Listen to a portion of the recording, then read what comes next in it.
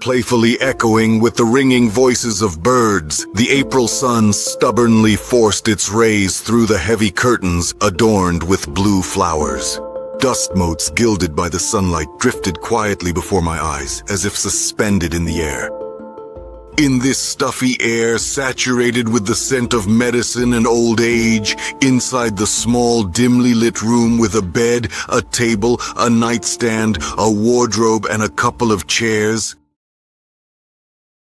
On one of the chairs by the table sat a young girl in a white coat, scribbling something on a sheet of paper.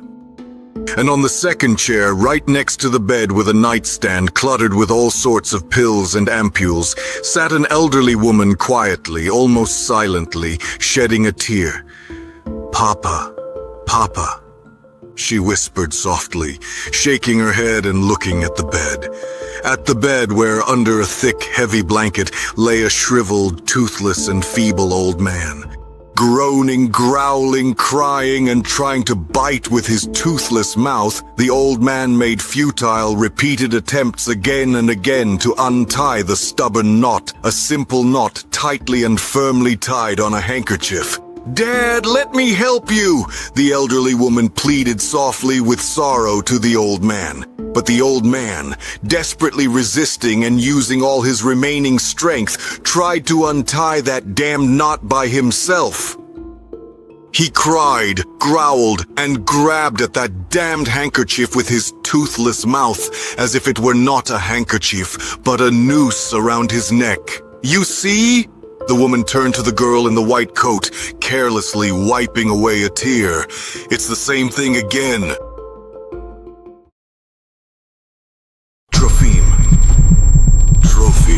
Trofim! Through the thunder of exploding shells and the whistling of bullets outside the window, the mother shouted to the tow-headed boy, "Son, give me the blanket." "Mom, which one?" the son shouted back, raising his voice over the hell outside. "The white one, son, on the third shelf in the wardrobe." Trofim darted to the wardrobe like a bullet.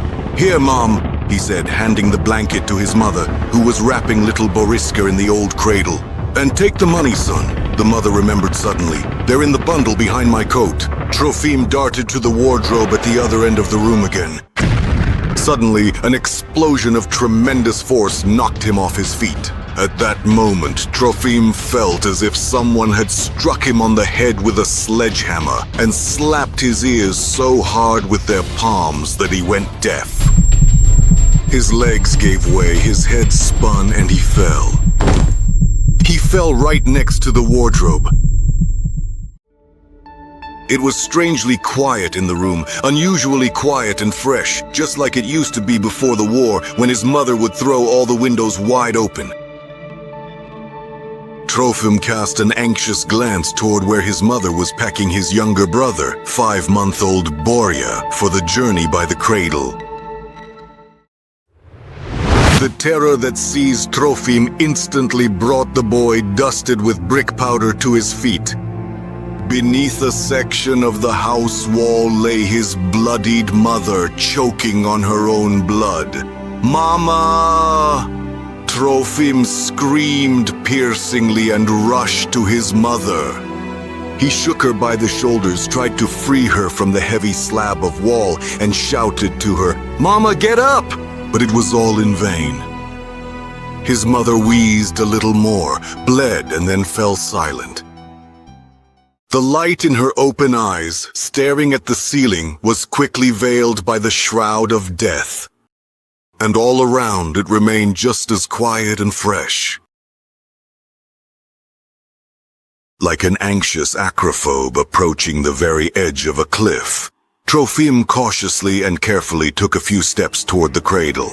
Toward the very spot where the cradle with little Borya had just been resting, where now, with golden light streaming through the swirling brick dust, a jagged hole gaped open in the wall. Like a terrified sinner peering into the very jaws of hellfire itself, Trofim looked with horror and disbelief into the gaping, shattered ruin. Bricks, broken boards, scattered debris, and a couple of torn pieces of white blanket.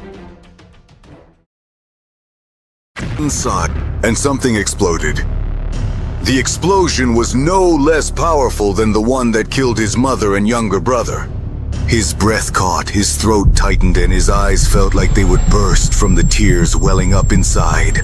He wanted to cry and scream, just a little bit. From the hallway came a faint voice, breaking through the deafness of concussion, the roar of war, and unbearable grief.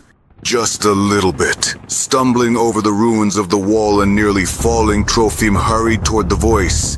Toward the voice of his younger sister Varka. Vanka, run! He shouted to his brother and sister, who were waiting anxiously in the hallway for their mother. Just a little trouble, moaned 7-year-old Varka. What are you saying? Trofim bent his head toward his sister. Shout in my ear, I can't hear. Trouble. Trouble, Troshka! Varka shouted at the top of her lungs. I tied Vanka with a string so he wouldn't run away, but now I can't untie it. Ah, you little devils! Trofim swore in a fatherly way as he examined the knot on the hand of the crying 5-year-old boy. Help, Troshka! Varka burst into tears along with Vanka. Ah, damn! Trofim cursed as he tried to untie the tricky, very tight knot on his brother's wrist. Damn thing, it stuck tight. The knot simply refused to give in. It gripped little Vanka's hand tightly, stubbornly refusing to release the sobbing prisoner. Trofim grabbed the knot with his teeth, trying to loosen the loop any way he could. He pulled with all his might, pulled so hard that his teeth creaked and chipped. But the knot clung stubbornly to his brother's arm. Varya! Trofim shouted to his sister. Run to the kitchen and bring a knife. Okay. Varika immediately stopped crying and rushed to the kitchen, and Trofim kept struggling with the knot. Every second counted. He fought desperately with that damned knot, digging into it with his fingers and teeth. Only occasionally did he wipe the sweat from his forehead and something warm, red, and sticky from his ear. But the knot on the sturdy rope wouldn't budge. It seemed as if the devil himself, grinning and making nasty faces, had tied it on little Vanka's hand. Or even Satan himself. Suddenly something unexpected struck Trofim. It hit him hard, like a wall slamming into him. He crashed through the door and flew perhaps 10 meters before falling onto his back unconscious.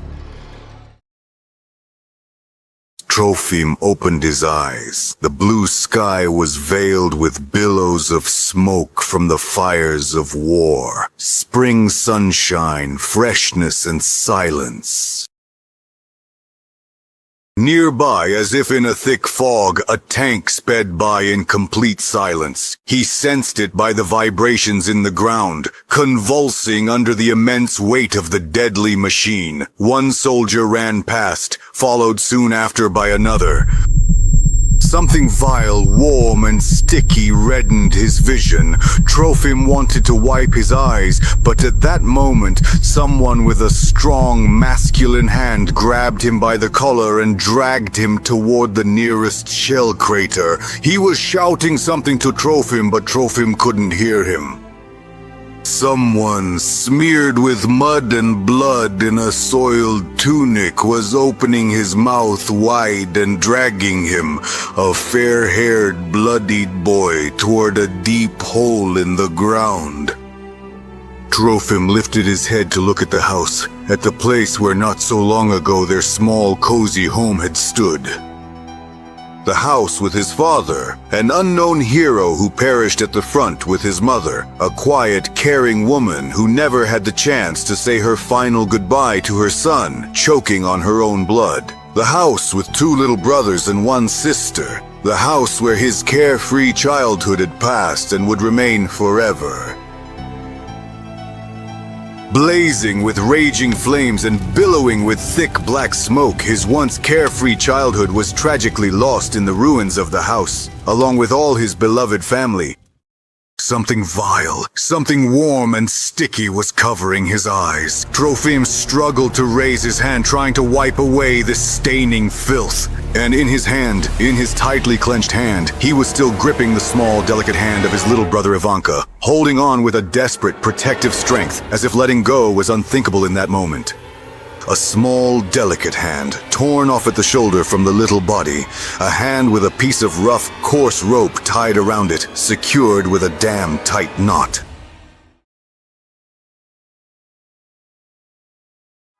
Bezdolya Trofim Ivanovich, 33rd. Finishing writing something on a scrap of paper, the young doctor asked the elderly woman. Yes! The woman answered through her tears. Doctor, she addressed the physician. Doctor, tell me, what's wrong with him? What is it? How can it be treated?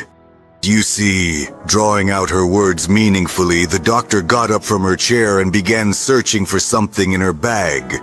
It's hard to say exactly what triggered this kind of behavior. Most likely it's old age. Old age compounded by the traumas of past years. In your father's mind, everything has become mixed up.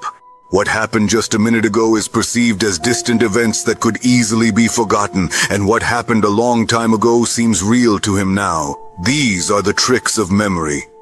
He forgets faces and words. He remembers events from many years ago. And unfortunately, there's nothing that can be done about it, except perhaps with a sedative. I'm going to give your father an injection now. Drawing a clear liquid into the syringe, the doctor spoke to the tearful woman. And he will calm down and quietly fall asleep. The doctor carefully swabbed the shoulder of the growling old man, whose eyes were filled with terror, and skillfully inserted the needle. The old man on the bed growled a little more, cried, drooling onto his handkerchief with his toothless mouth, and then grew quiet, peacefully closing his rebellious eyes. His limp, wrinkled and age-spotted hand let go of the handkerchief. A delicate handkerchief with its knot which remains still untied.